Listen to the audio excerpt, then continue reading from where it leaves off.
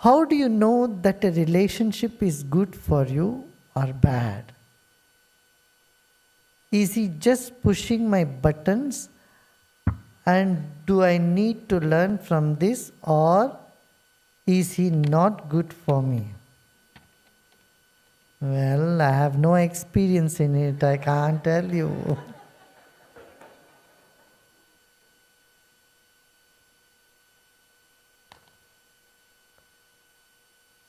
Before you judge someone else, first see how you relate to them, how big heart you have, how much you can accommodate a person, and how much you can influence someone to change. This is what we need to look into. Yeah? And sometimes when you get doubt, the doubt is always about something that is positive. Have you noticed that? We doubt the honesty of a person. We never doubt the dishonesty of a person.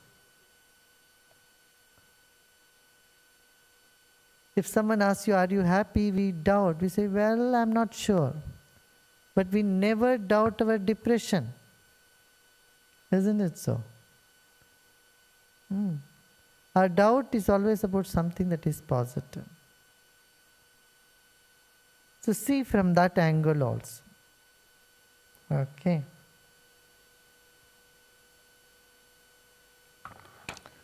Dear Guruji, how to build a real, pure relationship with others? Best not try to build any relationship. Just be yourself.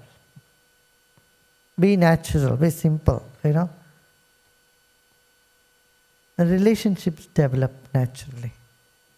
If you try to build a relationship, that is when you become a little artificial. Then your behavior becomes artificial. It is not natural. Just imagine someone is trying to impress upon you. Don't you notice that? If someone is trying to impress upon you, what do? You move away. See what you like. That is what others do like also. You like someone to be very honest, open, natural, unassuming with you. Correct? That's exactly what others also want from you. They want you to be like that. Suppose you are a boss. What type of assistant or subordinates you like? Someone who is open, right? And that is what your boss also wants. You don't try hard to impress on your boss or impress on somebody, on your girlfriend or boyfriend. Then everything goes bad. Best is to be ourselves, to be natural, to be forgiving, and to move and to be in the present moment. It makes a big difference. Yeah? How do I know the woman in my heart is really loving me 100%?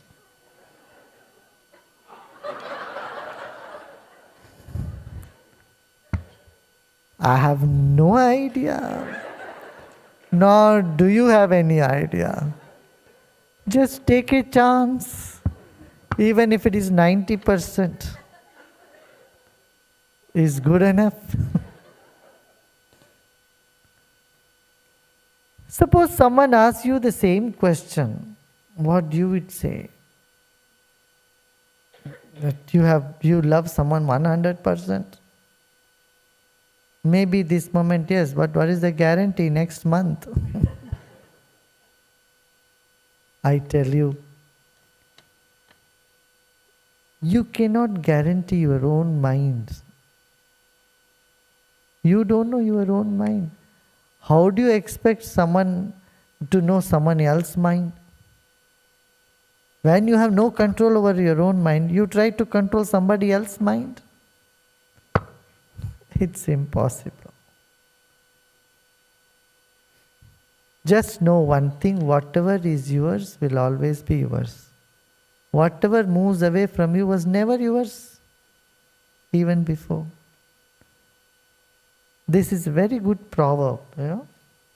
Whatever is yours will always be yours. Anything that goes away was never yours before also.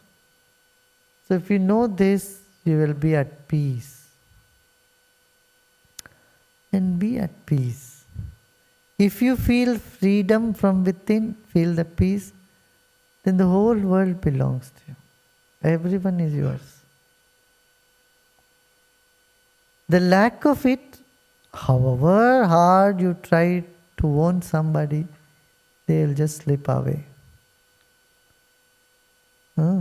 That's why this knowledge, spiritual knowledge, is so essential. This knowledge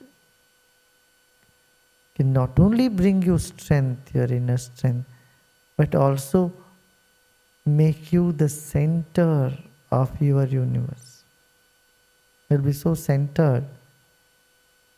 And then everything will come to you naturally.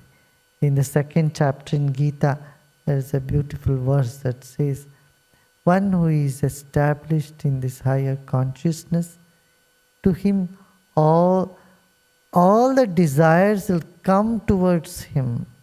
All the fulfillment will come towards him, like the rivers flow to the ocean. How natural, isn't it? All the rivers, they flow into the ocean. In the same way, all the desires get fulfilled into one who is a yogi. That's why do yoga. Yoga means not just all this meditation. Be on the spiritual knowledge, then everything will come to you. Not the one who is galloping behind desires. To that person who gallops, runs behind desires, nothing gets into their hands. So let go and take refuge in the quiet corner of your heart. Then everything will be yours. And it is very true.